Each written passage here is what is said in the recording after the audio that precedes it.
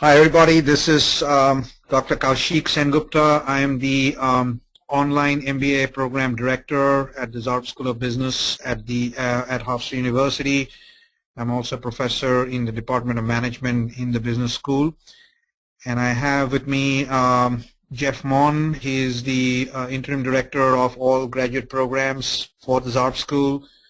And he and I together will be presenting this webinar tonight, right? So you want to say hello? Hello. So Jeff is going to actually come in a little later on in the in this presentation, especially the admissions and some of the other details. So let me go through a few slides here, and then we will obviously entertain some questions towards the end of the session. That is. So normally I kind of start off this kind of a session like this with some of our recent rankings and a little bit of historical perspective on the online MBA program. We are obviously accepting applications now for the fall 2014 admission cycle, and we only have a fall admission semester entry basically. So this will be the fourth cohort that we are going to admit this fall, and we started the program in fall 2011 as an extension of all the programs that we've had on campus for a significant number of years. So that's why it's kind of important for you all to know a little bit in terms of where we are in terms of the rankings and so on. And of course, the online MBA program has been built on top of the bedrock of the regular MBA program, which is what the Bloomberg Business rankings are based on. So as you can see in the last rankings, we were ranked in the top 50 and in the top 5 in the Northeast. And the U.S. News and World Report rankings, this is actually the 2014 rankings that just came out. And as you can see, we were ranked number 62. This is specifically for the online MBA program. So if you go online and search for U.S. News World Report, best graduate online programs as a keyword search, you will get to their website where you will see this ranking. So this year we had actually improved our rank by almost 11-12 positions compared to last year. But it's also we're very proud of this at this point of time because number one, the program is still very new. We have just graduated one class last May, and we'll be graduating our second cohort this coming May. So we're hoping that once the second cohort graduates, this rank is actually even going to get better next year, that is. This year, actually, as you can see, a total of 237 total online programs are ranked as part of the survey, which was an 11% increase from last year. And U.S. News actually reported to us that close to 1,000 online programs participated in the survey, which is, as you can see, it was a 16% increase. So to be ranked number 62 out of close to 1,000 programs, I think is pretty impressive, and we're really proud of this. So I just wanted to point that out because when you decide on a particular program, of course you have to decide on, how the program is, program value is in terms of what it has to offer as part of the courses and the overall, structure of the program and all that combined. And the ranking goes, is obviously a good indicator of the quality of the program, that is. So having said that, let me just give a little bit of overview on this in terms of what we have as part of the program structure. So I'll give you a little bit of idea about the program structure and then get into a little bit of the courses and then of course the admissions criteria and so on. So this is a 2-year ASSB accredited cohort program, and the way we define a cohort is essentially that if you start in a particular semester, and as I said, it's only the fall semester where we have a program start essentially. So if you start on a particular fall semester, if you stay in the sequence in terms of what we tell you to take in terms of the courses, the prescribed sequence that is, then you will complete the program in 2 years. All right, so that's what the cohort program means. And essentially that also means that you have the flexibility to opt out of the cohort after the first semester. If you say that you want to reduce course load, then you can go to that. And of course the trade-off is it's going to take longer than 2 years to complete the program. So essentially there is a flexibility built into the program in terms of providing you the opportunity to finish your MBA within 2 years, or if you want a reduced load to take longer than 2 years, we actually allow you up to 5 years to complete the program. If you want to do it that way, then that option is also available. We also, by design, have limited the enrollment cap to 25 people, so that's going to be our enrollment cap for this fall. So if you're really interested in the program and interested in applying and possibly enrolling, then I would suggest to you that make the application happen as soon as possible, because once the cap is reached, we will stop admissions for this particular year, basically. The way the program is also designed and the way it is structured at this point of time is that whatever we do on campus for our regular program on the campus is basically the same level of quality in terms of the courses. Most of the faculty members who are teaching in the online program are also teaching on campus. So we treat the program as an extension of what we have here in Long Island, basically, on Long Island, that is. And essentially, we're just using the online delivery mode as just a different way of, imparting the same value through the MBA program. We have 2 concentrations that are fully online. I'm going to go into some details on that. There are some other concentrations available as a hybrid option if you are interested in that. And there is a separate admissions process for just for this program. There are certain transfer possibilities. If you want to transfer to the evening regular MBA program, that is possible, but under certain conditions. All right. And we do not distinguish just based on the philosophy of what we think the online program is going to be. The degree that you get in this program is the same MBA degree as you get in the on-campus program.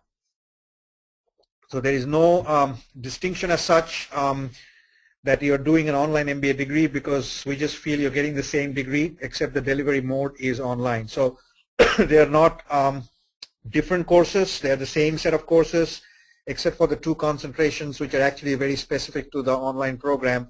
And these are actually some of our better concentrations that we have in the overall basket of programs that we have. All right. So the program structure is essentially, if you stay, again, this is the cohort plan. And if you stay in the cohort plan, you could do this within 2 years, as we were saying before. If you stay in the cohort plan also, you're going to be doing 2 courses at a time, 4 courses every semester, and 7-week-long courses. So usually the way this is structured is the first 7 weeks of the semester are the first 2 courses. Then you have a 1-week break. Then you go to the second 2 courses, and you finish up the 4 courses for the semester. We do have a couple of mandatory residencies on campus. So this is the other part of the structure where we said we don't want to just have a bunch of online courses and kind of combine them together and say this is our online MBA program, because we want you as an online MBA student to have a physical relationship to the campus in a way that you come here for a couple of times during the program itself. So we do this through the residencies. There's an orientation residency for about 3 days at the end of August before the program begins. Usually this is scheduled on a Friday, Saturday, Sunday's kind of a schedule, so that you can minimize the disruption to the overall work schedule and so on. So usually we'll start and do this about a week before the classes start, which usually starts after the Labor Day. There's an ending residency at the end of the 2 years, so that's a capstone residency.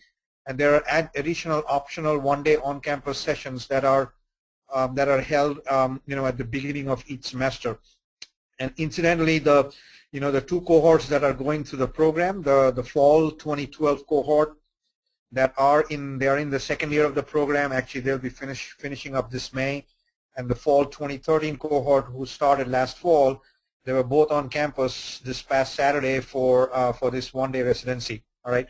And in the 1-day residency, what we do, and also the orientation residency, and I'll come to some of the details, there are quite a few sessions that we end up doing as part of these events on campus, that is.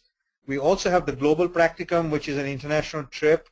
This is also mandatory as part of the program, because one of the focuses of one of the main focus, I would say, of the online MBA is the global strategic management. So essentially, we want to kind of anchor all the courses and the academic content in the global perspectives of business. And we feel that a practicum, from going to a different country, let's say, or 2, for a period of 10 days really makes sense from the overall value perspective of the program. And if you research a little bit on some of the better ranked online MBA programs, you will see that most of these programs have such a component in it, because obviously having a global perspective to the business is such a necessary thing to do today in this day and age, basically.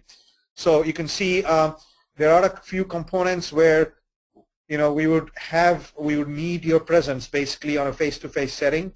But if I look at a 2-year cohort program, if you look at the 2 mandatory residencies and the global practicum, we are essentially in total talking about probably not more than 2 weeks of face time over the 2 years. So we feel that's a reasonable time frame in which which you should be able to spend away from wherever you are located and be here on campus or on the global practicum and add value to the overall program that way.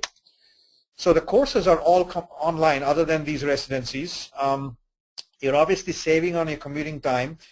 As I mentioned, they are taught by full-time faculty members only, so you're getting essentially the same faculty members who are teaching on campus.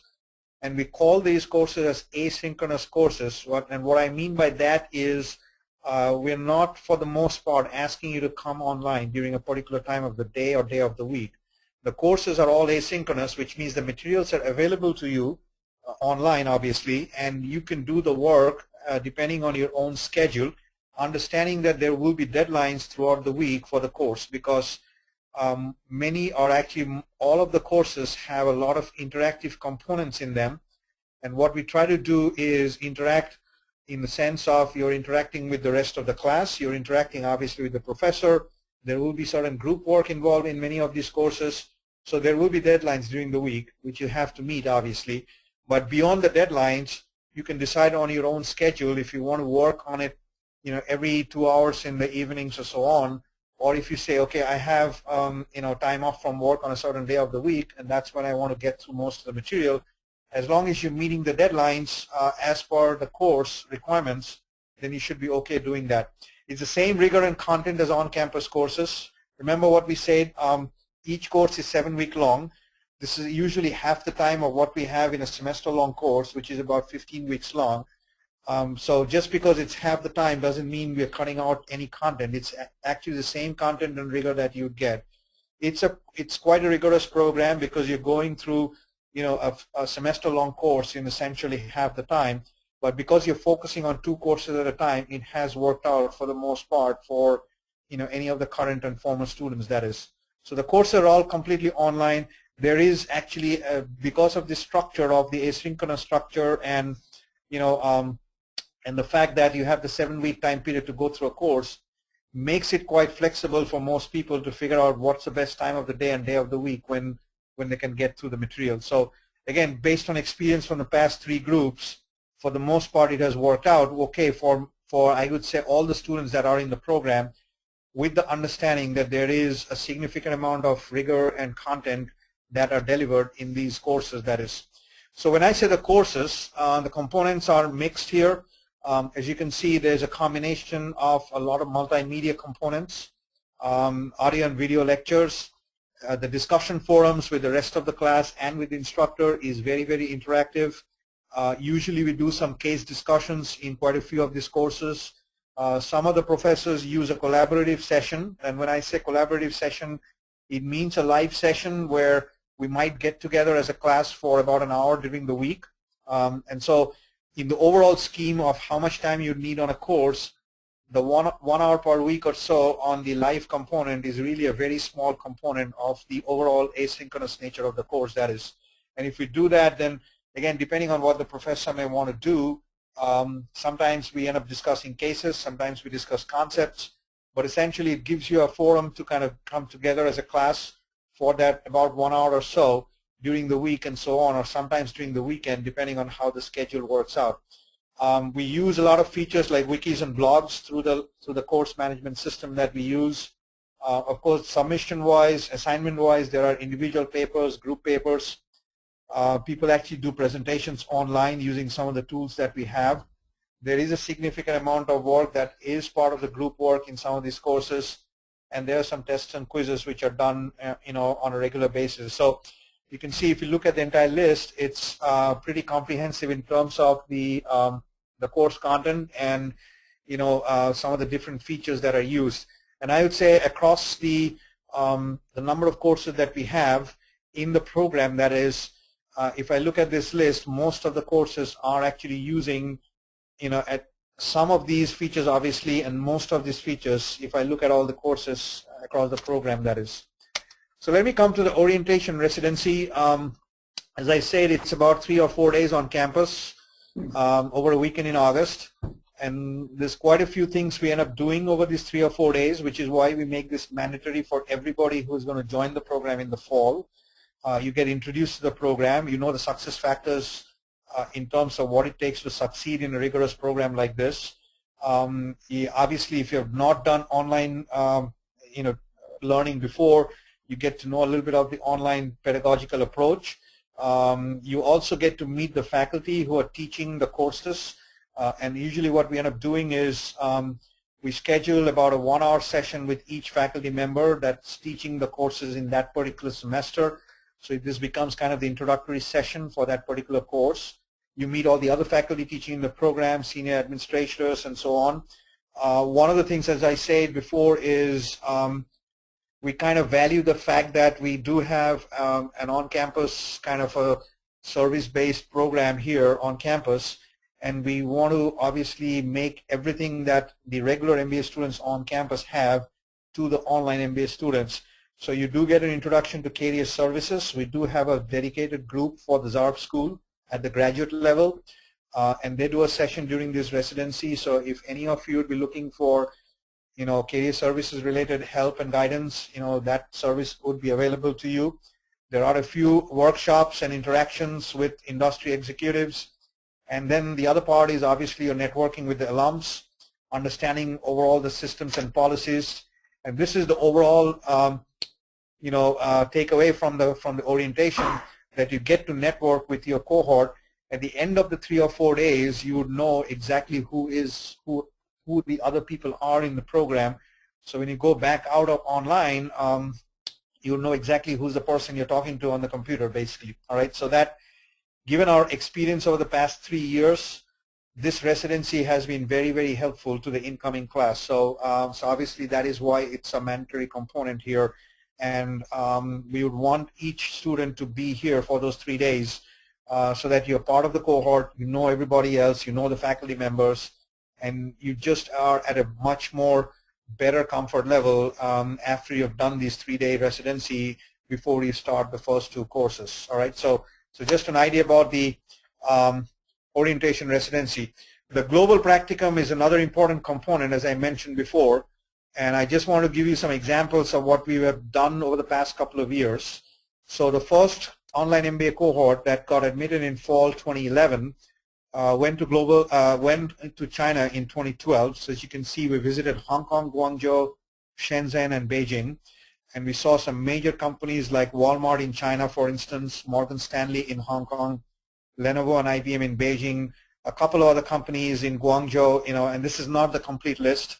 This is just a representative list. So you can see we met some of the, the executives there. We met with the Morgan Stanley Asia Pacific CFO in Hong Kong, the Think Center marketing manager in Beijing at Lenovo, and then a few other things. Incidentally, the Walmart Sam's Club establishment in Shenzhen is area-wise the world's largest Sam's Club, and so there were a lot of interesting business aspects to kind of talk about, to do the tour of the facility, to talk to the executives there, and so on. And of course, visiting the cultural aspects were important. So visiting the Great Wall, the Tiananmen Square, and so on. One of the big pieces to the global practicum is that, and actually, personally, I have been on these global practicums for the last 2 years, and I would say from my own personal experience that it's a really nice way to immerse yourself culturally into a completely different environment. And of course, we're talking China in 2012, to understand how businesses are done, how to interact with the culture, how the people are behaving to you or reacting to you. That is, it's just a completely different experience, and students do come back with a totally different perspective. So one of the things that we do is we have an international business course in the curriculum, and the faculty member from marketing department who teaches that course is on the practicum, because there is a linking between what we see on the trip to what he does in his course, basically. And you can see his comment here that, you know, the cross-cultural business skills, that is, and the learning experience, and the fact that most business today has to have the global perspective, it just gives you a totally different perspective to this aspect of doing business, which you would not get in any course, basically. So it has become an intricate kind of a component to this. And again, the way this is structured is usually we go from a weekend to the following weekend. So we would usually leave here on a Friday, and we spend the following week on the trip, and we are back here the following weekend, basically. So it's usually a 9 to 10 day trip, and of course that means you have to take off from work for about a week. But again, in the realm of this being a 2-year program, we feel that this is a significant value add, which which would allow you to take that week off from work and basically participate in this practicum. So this past summer we were in Japan, and again you can see we visited 4 cities, Tokyo, Yokohama, which are actually sister cities, and then Kyoto and Osaka. And again, some major companies we visited there, like Toshiba. Japan Post is actually the equivalent of the US Postal Service. Morgan Stanley again. We do have a significant component now in healthcare in the program. So there were some specific visits in the healthcare settings, like the couple of hospitals we went to, the pharmaceutical company that we went to, and so on. And again, similar cultural immersion trips to traditional sites in Old Tokyo, and the Kamakura site, which is a holy site, and Kyoto is actually the original, ancient capital in Japan, basically. So again, a very similar experience with the group when they went to Japan, and we'll see where the fall 2014 cohort goes in the summer of next year, summer of 2015. Usually what we do is we give the group a couple of options, and then we decide as a group what is the preference among the group, and then we kind of go from there.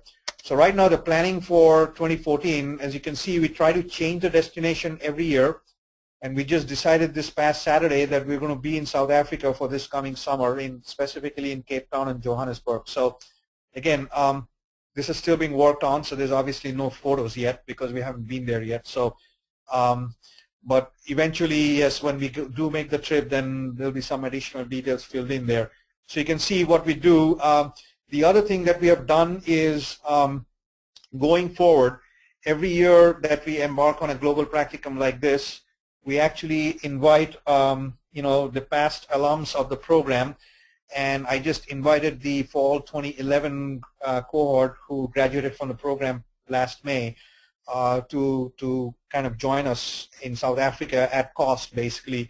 And at least I think I've gotten emails from at least 2 of them saying they're thinking of joining us. So you will have the option to be to participate in future global practicums. Obviously, the group actually would want to go to more than one destination. So one option this year was South Africa. The other option was to go back to China, and the majority vote was to go to South Africa. But a sizable number wanted to go to China, but that will open up again in the subsequent years.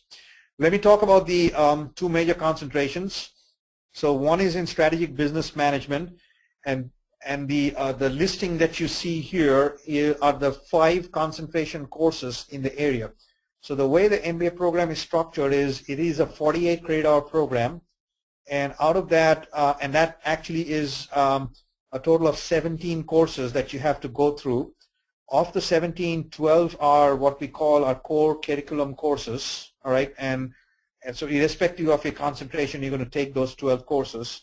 And then the remaining 5 are these concentration courses. So you can see from a global strategic business management perspective, these courses are talking about corporate financial policy, strategic accounting, management of innovation, strategic information resources, and strategic planning and marketing. So they're all focused on the global strategic perspective of businesses. So that's how the concentration is kind of made up. This is actually the first concentration we started off with in the program back in fall 2011.